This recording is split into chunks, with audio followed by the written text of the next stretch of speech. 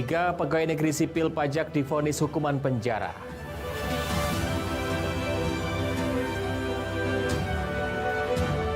Muntah darah tahanan kasus narkoba tewas.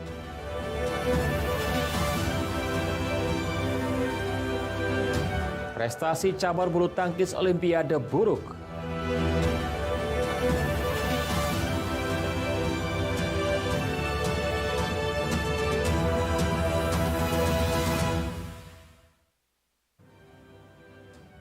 Selamat malam, apa kabar pemirsa? Senang sekali saya dapat menjumpai Anda dalam iNews Sumsel. Tiga sajian informasi tadi mengawali jumpa kita pada malam hari ini. Beragam informasi lainnya telah kami siapkan untuk Anda. Bersama saya, Ari Kristianto, inilah iNews Sumsel selengkapnya.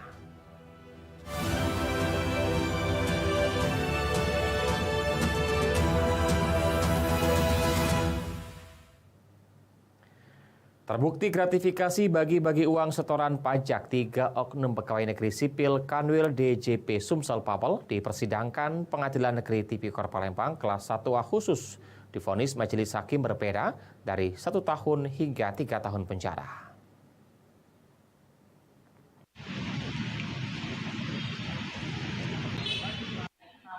Persidangan kasus korupsi gratifikasi pajak mengakibatkan kerugian negara sebesar 835 juta rupiah.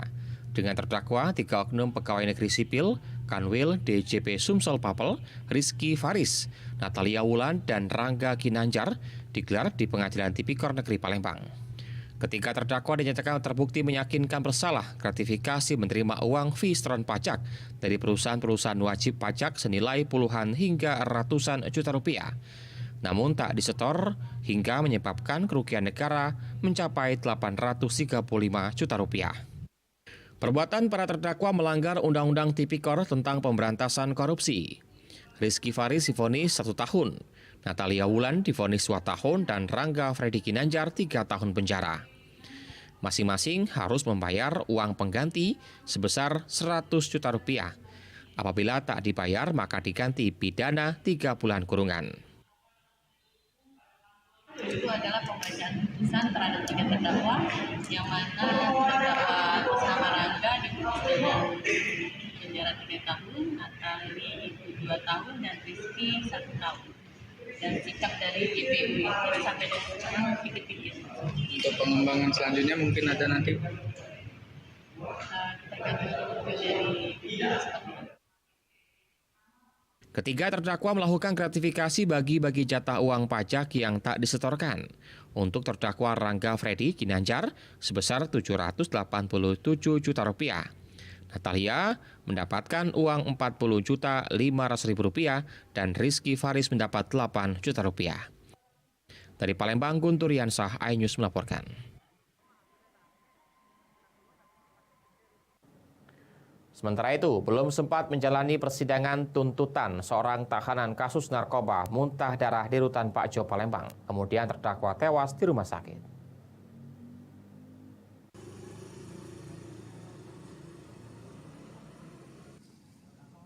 Yogi Irawan, warga Desa Babat Supat, Kecamatan Babat Supat, Musi Banyuasin, tahanan rutan Pak Jo Palembang, meninggal di Rumah Sakit Siti Khadijah Palembang.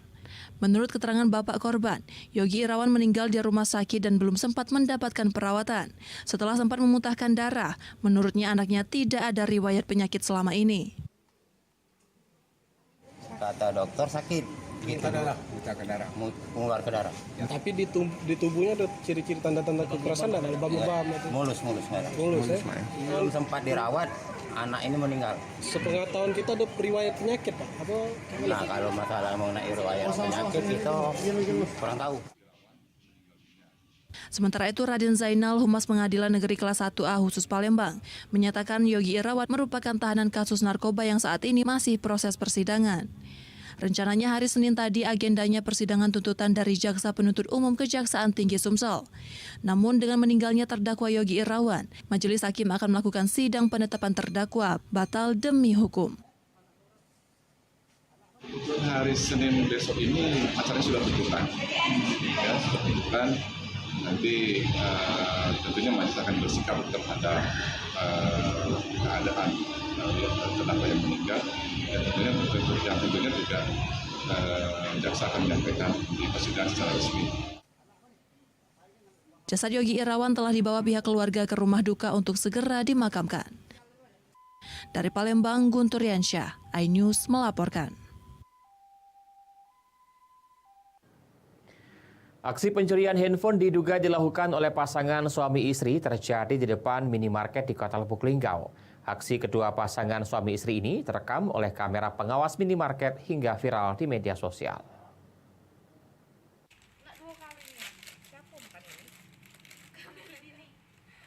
Inilah rekaman kamera pengawas minimarket saat pencurian handphone yang dilakukan oleh pasangan suami istri di Kota Lubuk Linggau pada Kamis 31 Juli 2024 kemarin. Pencurian bermula pasangan suami istri datang berbelanja di sebuah minimarket di Kelurahan Tanah Priuk, Kota Lubuk Linggau. Usai berbelanja, istri pelaku duluan keluar dari minimarket dan menunggu di atas sepeda motor. Kemudian suami pelaku membayar di kasir minimarket. Sementara itu, handphone korban tertinggal di dashboard sepeda motor yang tak jauh dari sepeda motor pelaku terparkir. Kemudian pelaku langsung datang naik motor bersama dengan istrinya. Melihat situasi lengang, pelaku kemudian langsung mengambil handphone milik korban yang berada di dalam dashboard. Usai mengambil handphone, kedua pasangan suami istri ini langsung kabur membawa handphone curian. Usai kejadian pencurian viral, pelaku Indra diringkus petugas unit Reskrim Polsek Lubuk Linggau Selatan di rumahnya. Korban mengetahui HP-nya hilang ketika korban selesai berbelanja.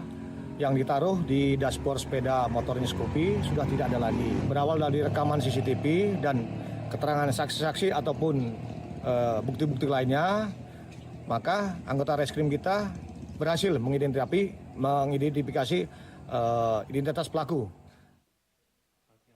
Korban mengalami kerugian sekitar 7 juta rupiah, sedangkan pelaku terancam pidana penjara selama 5 tahun. Dari Lubuk Linggau, Sudirman, iNews melaporkan. Mahasiswa demo aksi di atas perahu, informasi akan kami hadirkan sesaat lagi.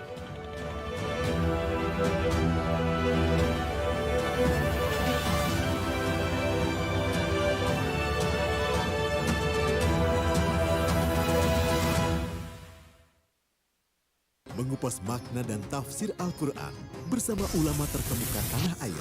Qaumum min qaum khairun minal yadis suflah. Nggak bakal bisa dibayar oleh dunia dan seisinya. Jelas, lugas untuk kehidupan sehari-hari. Di antara yang merusak hati adalah buruk sangka. Wa aqimus shalah wa atuz zakah. Itu pun sejajar dengan jihad fisabilillah. Cahaya Hati Indonesia, Sabtu dan Minggu pukul 12 siang di iNews.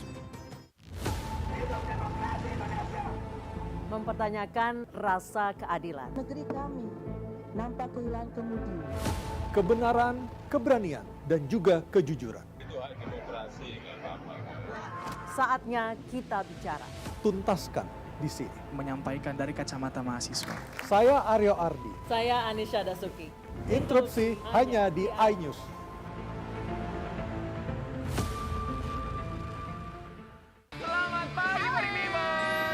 Menemani pagi Anda dengan sajian informasi unik dan menarik. Rasanya seperti apa nih? Kalau gitu langsung aja kita mulai. Pope yang lucu banget, beda dari yang lain. Iya sih. Menghadirkan bintang tamu yang menginspirasi. Sushi karak, nasi jajar. Tentu saja kurang sehat. Tetap di Morning Update, ada pagi hari. Morning Update, Senin sampai Jumat pukul 7 pagi di iNews.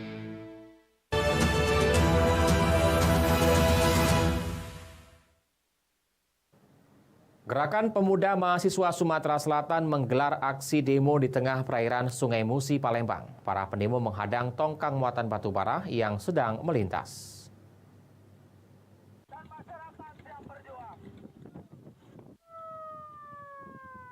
Masa aksi mengatasnamakan Gerakan Pemuda Mahasiswa Sumatera Selatan menggelar aksi demo di perairan Sungai Musi, Palembang. Mereka berorasi di atas perahu ketek. Selain berorasi, massa juga menghadang tongkang bermuatan batu bara. Usai melakukan penghadangan tersebut, para pendemo membentangkan spanduk di tiang penyangga Jembatan Ampera, Palembang. Andi Leo, koordinator aksi, mengatakan aktivitas batu bara memicu lingkungan di sekitar pertambangan tercemar, mengganggu pernafasan, namun kompensasi tidak seimbang terhadap kesejahteraan masyarakat yang terdampak.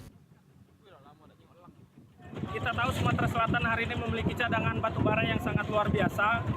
dari belasan tahun, puluhan tahun PT Batubara masuk di Sumatera Selatan, namun itu hanya membuat masyarakat Sumatera Selatan diambang musibah yang seharusnya batubara ini memberikan kesejahteraan bagi masyarakat Sumatera Selatan, namun pada hari ini masih banyak masyarakat yang hanya menerima debu, jalan macet, sakit-sakitan, pernapasan, dan lain.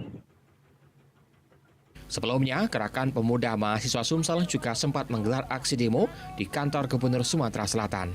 Dari Palembang, Guntur Yansah, iNews melaporkan.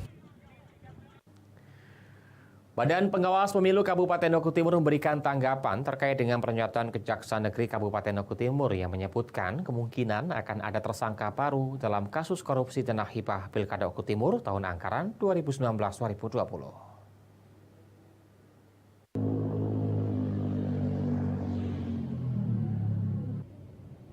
Kasus korupsi dana hibah pilkada di Kabupaten Oku Timur kembali mencuat di publik usai Kepala Kejaksaan Negeri Kabupaten Oku Timur, Andre Juliansah, memberikan pernyataan kemungkinan akan ada tersangka baru dalam kasus korupsi tersebut. Sebelumnya, Kejaksaan Negeri Kabupaten Oku Timur telah menetapkan 3 tersangka dalam kasus korupsi dana hibah tersebut. Ketiga tersangka tersebut berinisial K selaku PPK menjabat sejak 2019 hingga 2020 dan M selaku bendahara pengeluaran pembantu atau BPPP serta AW sebagai PPK. Kini, Bawaslu Kabupaten Oku Timur melalui Kordif Hukum dan Penyelesaian Sengketa Aan Wijaya memberikan tanggapan tegas bahwa pihaknya akan kooperatif jika kedepannya Kejaksaan Negeri Kabupaten Oku Timur memanggil pihaknya untuk memberikan keterangan.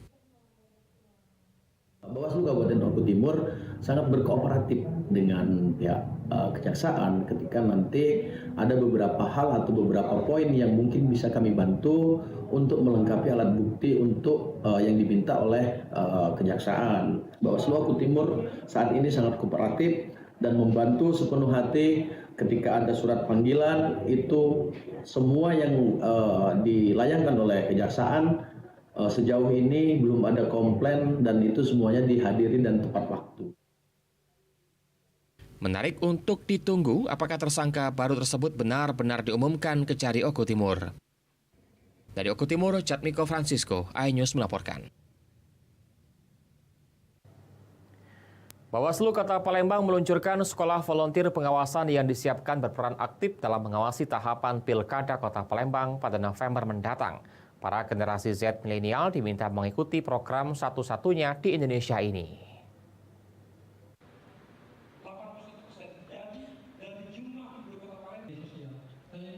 Sekolah volunteer pengawasan mulai dibuka di bulan Agustus 2024 dengan target 30 peserta yang menjangkau anak muda di Bumi Sriwijaya, terutama pemilih pemula di usia 17 sampai 23 tahun.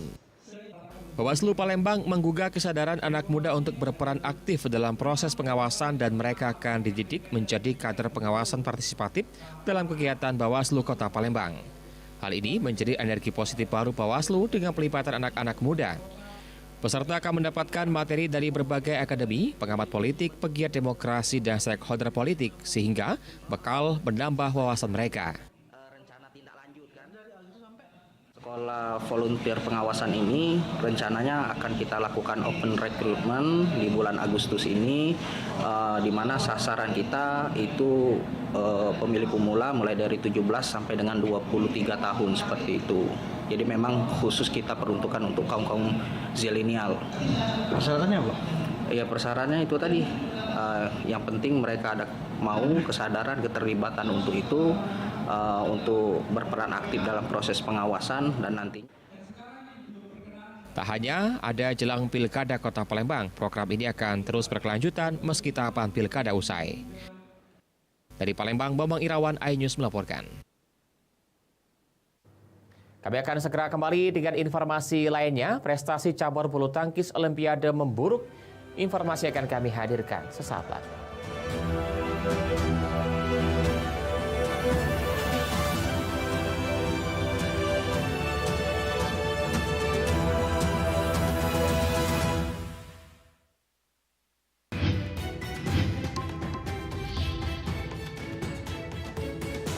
Kawal Pilkada 2024 Senin sampai Jumat pukul 12:30 siang. Live di iNews. Suara tak layak dibungkam. Intelektualitas perlu diuji. Integritas butuh konsistensi demi demokrasi yang hakiki. Suarakan kejujuran demi keadilan menuju kebenaran. Saya Aiman Wicaksono, saatnya rakyat bersuara. Saya Abraham Silaban, Anda menyaksikan The Prime Show. Investigasi eksklusif. Omnibus Law Undang-Undang Cipta Kerja mengakibatkan PHK di mana-mana. Mengupas isu-isu terhangat. Ini apa? Hakim MK? Silakan diselesaikan, Mas Tipi. Saya kasih kesempatan ke Fritsen, Kak. Semua tanya akan dijawab dengan tuntas dan berkelas. Ada kejanggalan bagi saya dari pihak-pihak wasit yang tidak menguntungkan buat kita. The Prime Show. Setiap Rabu pukul 8 malam.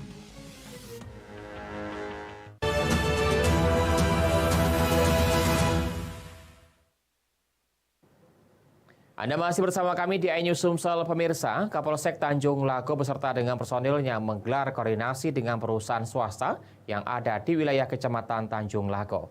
Tujuannya untuk mengantisipasi kebakaran hutan dan lahan yang menjadi permasalahan serius setiap memasuki musim kemarau.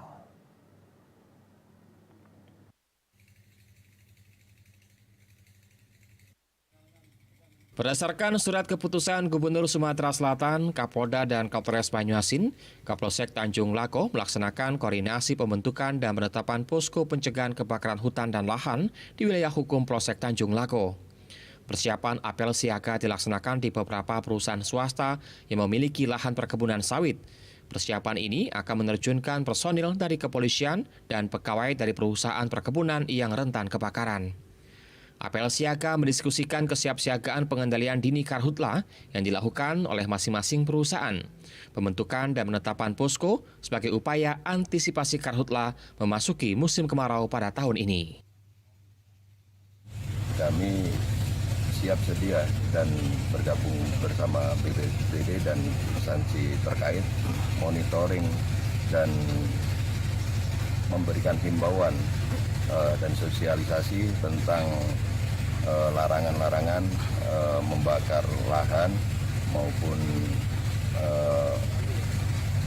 maupun perkebunan supaya tidak terjadi bencana kebakaran dan menimbulkan asap yang akan. Masyarakat diminta untuk menghindari membuka lahan dengan cara membakar lahan. Jika tidak, akan berhadapan dengan hukum yang berlaku. Dari Banyuasin, Ahmad Saiful, iNews melaporkan.